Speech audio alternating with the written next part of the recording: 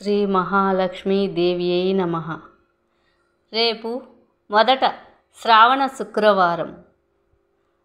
ప్రతి ఇంటిలో పండుగ వాతావరణం నెలకొంటుంది. గడపలకు పసుపు పూసి పచ్చని తోరణాలు, మామిడి తోరణాలతో అలంకరించుకుంటారు.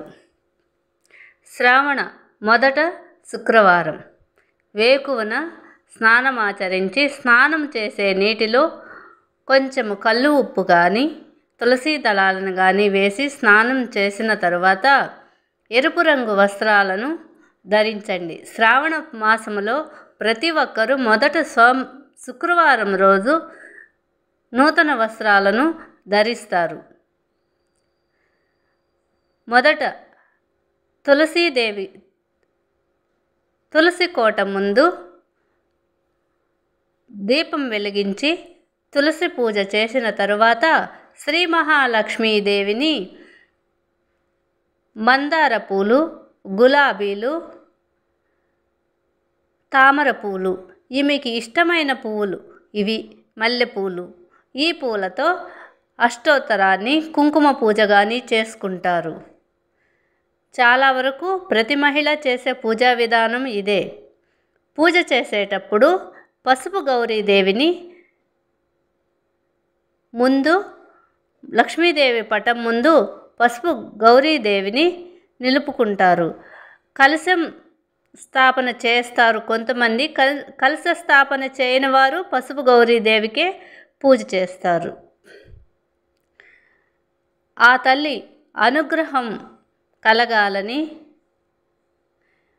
తమ ఇంట లక్ష్మీదేవి స్థిర నివాసం ఉండాలని, తరతరాలు లక్ష్మీదేవి అనుగ్రహం కోసం ఈ పూజా విధానాన్ని అందరూ అవలంబిస్తూ ఉంటారు. సింపుల్గా చేసే పూజా విధానం ఇదే. కానీ చాలామంది చాలా పద్ధతుల్లో లక్ష్మీదేవి పూజ చేస్తారు. సహజంగా చేసే పూజా విధానం నేను చెప్తున్నాను. ఆ లక్ష్మీదేవి అనుగ్రహం అందరికీ కలగాలి. ఆ సిరుల తల్లి చల్లని చూపులు ప్రతి కుటుంబంపై ఉండాలని, ఆమె చూపులు సోకిన చోట సిరి సంపదలు వర్ధిల్లుతాయని పెద్దలు అంటూ ఉంటారు.